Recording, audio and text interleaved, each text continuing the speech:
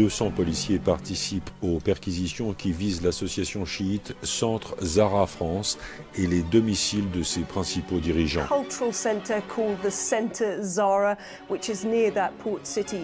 Maxi operazione antiterrorismo all'alba nel nord della Francia, Gran Sante. Une opération antiterroriste démarrée à l'aube. Elle visait cette association chiite, police nationale, RAID, BRI, des hommes cagoulés, lourdement armés. Dire qu'ils sont venus parce que nous avons des relations avec des terroristes, moi je les prends et je vous prends au défi. Quels sont ces terroristes que nous connaissons? On ne connaît que des militants sincères et qui combattent Israël sur leur territoire qui est occupé. Si ça c'est le terrorisme, alors De Gaulle aussi il l'était. Il faut démanteler tous les réseaux, que ce soit des réseaux pro-Daesh ou des réseaux anti-Daesh. Ça, c'est une bonne opération qui va dans le bon sens. L'État a eu raison, le gouvernement et le préfet du Nord, le préfet de région, qui a été vraiment au premier plan pour préparer cette opération avec les forces de police. Ils ont tous fait un travail remarquable. Tous ces réseaux doivent être démantelés et la justice doit taper, quels qu'ils soient, quelle que soit leur motivation. Vous êtes pour Israël, c'est votre droit, mais laissez-nous le droit aussi d'être contre le sionisme international, contre le sionisme de l'Élysée, contre le sionisme dans le gouvernement. Et nous le disons et nous le répétons, ceux qui sont venus aujourd'hui ont été mandatés par Paris. C'est à vous de faire des investigations. Qui est derrière ça? Moi, je peux vous l'assurer, puisque I24 en parle alors que les policiers ils ont mis les pieds dedans, c'est Israël. Mais derrière cela, il y a des bureaux où des gens se rencontrent tous les jours.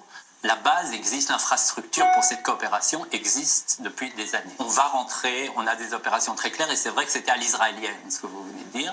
C'est-à-dire que oui, il y avait une coopération aussi au terrain, stratégiquement, tactiquement, avec des agents, donc c'est pas seulement de la théorie. Le ministre de l'Intérieur a quant à lui annoncé le gel des fonds de l'association et demande la fermeture imminente de cette salle de prière, suspectée de diffuser des discours de haine à l'encontre du peuple juif. Depuis quelques années, le Centre Zahra a une émanation qui s'appelle Parti antisioniste. Le Parti antisioniste appelle les personnes libres, notamment les juifs opposés au sionisme, donc des gens comme nous, à dénoncer et combattre le lobby sioniste solidement implanté aux États-Unis, en France et dans d'autres pays européens. Quand on ose dire quelque chose, quelle que soit la variante d'opposition au sionisme, les diffamations et persécutions commencent. Je suis étonné et en même temps pas étonné. Le problème dans notre pays, en France, c'est que quand on dénonce et qu'on dit des vérités qui ne vont pas avec la pensée commune, forcément on dérange, quoi. Et lorsque j'ai lu la circulaire qui parlait de terrorisme etc., je dis mais attendez, il y a quelque chose que je comprends pas là. Je dis qu'est-ce qui a écrit ça? Il me dit ça vient du procureur. Je lui dis mais tout est faux. Je lui dis vous savez très bien, vous nous suivez depuis des années, on est transparent, on met tout sur internet, on est comment même lui savait pas me dire pourquoi il était là. Et ils nous accusent pas de terrorisme.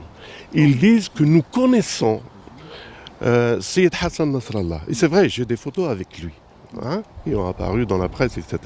Nous connaissons le Liban, la résistance.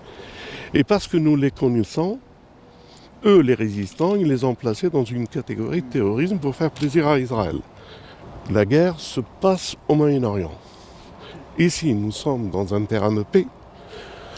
Le président, il peut s'exprimer, avoir les relations avec Netanyahou comme il veut. Et nous, on peut avoir les relations avec les gens qui nous voulons. Du moment que ça n'apporte pas préjudice à la nation.